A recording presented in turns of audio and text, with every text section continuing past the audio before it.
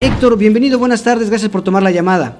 Al contrario, Jonathan, estoy a tus órdenes. Héctor, a ver, ¿qué es lo que sucede? De pronto estamos ante lo que vimos ayer aquí en la Colonia del Valle, como lo que estamos viendo en la Colonia Alfonso XIII, a todas luces obedece a pues cuestiones entre particulares. Pero aquí la pregunta que muchos nos estamos haciendo es, ¿por qué en un caso se utilizó efectivos de la Secretaría de Seguridad Ciudadana y en otros casos se utilizaron pues golpeadores o pues golpeadores profesionales o personal particular para desalojar a estos inmuebles? ¿A qué se deben estos dos casos específicamente? Incluso también entró el GERI, que pertenece a la Procuraduría. Exacto. Y esto es únicamente para la persecución de los delitos, no para ir a desalojar. Esto es muy importante, ¿no?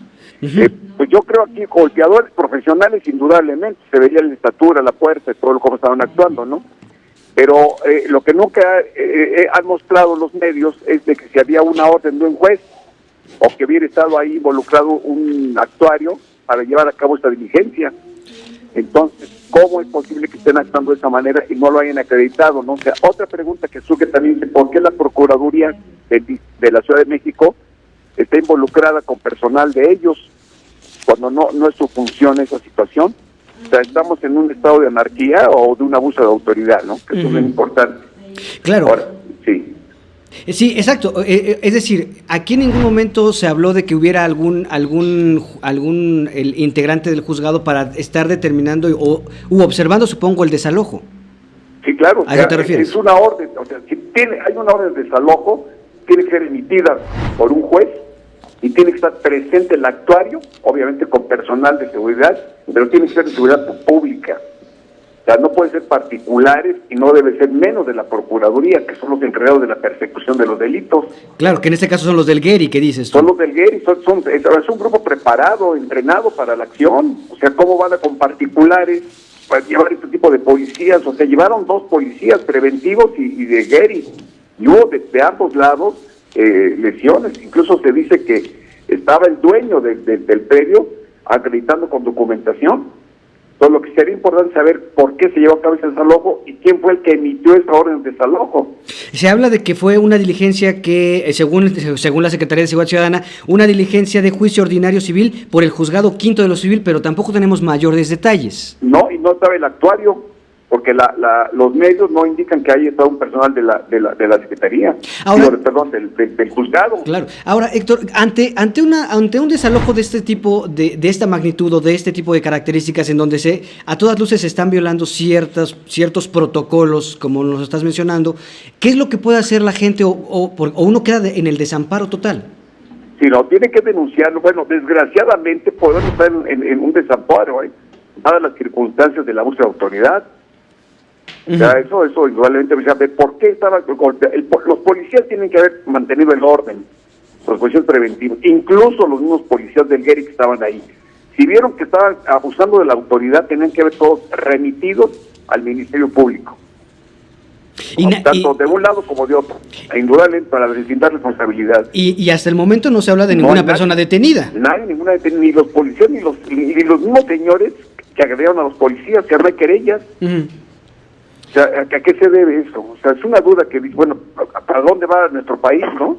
Claro. Ahora, Héctor, a ver, ¿cuáles serían entonces los procesos, digamos, ya hablando en términos jurídicos, los procesos o el proceso para que se llegue a un desalojo? Es decir, existe a todas luces debe existir una pugna entre demanda, particulares. Sí, una demanda que tiene que ser, la otra parte tiene que ser emplazada y notificada de que hay una demanda en su contra. ¿Y cuáles son las pretensiones? Entonces se pone ahí a la vista de la parte demandada para que conteste. En ese momento que contesta se fija la litis. Ahí es donde empieza ya la defensa y de las dos partes para que puedan acreditarse el dicho de cada quien. Claro. Una vez hecho ello, viene una sentencia emitida por un juez que puede ser recurrida por una apelación o un amparo. Una vez resuelto todo ello, causa ejecutoria. Y está lista para que se promuevan los elementos necesarios para que esta persona que está reclamando que se le devuelva su propiedad, se le dé a través del Poder Judicial, por todo lo que marca ello, no se extensa el actuario, y si se ponen violentos tiene que estar ahí la seguridad pública para evitar que se vaya a violentar la situación. Eso sí, definitivamente. Okay. Pero si no se demuestra que la autoridad haya estado presente y únicamente los policías, pero también algo que decía Jonathan, ¿por qué estaba presente la Procuraduría si no había delito todavía? No había denuncia, era una situación jurídica civil, no penal. Ajá.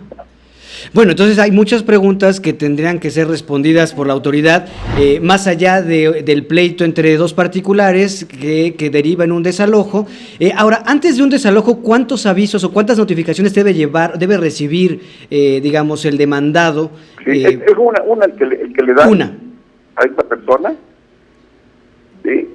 Donde queda plasmado que él está notificado, para que él pueda recurrir a sus defensas. O sea, la apelación y al amparo que le quede, eso hay que checar el expediente, ¿no? Pero aquí vemos que ni el juzgado se ha pronunciado, en tal dicho ha presentado, aquí está la sentencia donde estamos diciendo que se estaba ordenando el desalojo, ¿no? Ahora, supongo...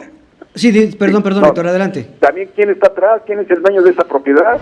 Exacto, ahora es importante, ¿no? Es justo lo que te iba a preguntar, porque me imagino que al tratarse de dos particulares, de pronto, pues resulta complicado acceder a un expediente y conocer detalles, ¿o no es tan complicado?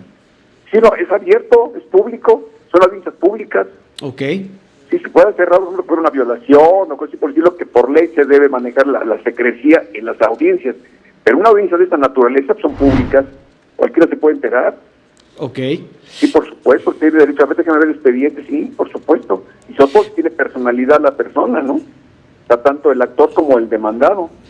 Pues ahí está, entonces varias preguntas en el aire y ojalá podamos tener respuestas pronto. Héctor, te agradezco mucho estos minutos para 21 Noticias. El agradecido soy yo y felicidades por ese programa tan importante y que da luz a mucha gente. Muchas gracias. Gracias a ti, Héctor, y seguimos en comunicación. Héctor, muchas gracias. Héctor Segovia, especialista de la Facultad de Derecho de la Universidad La Salle.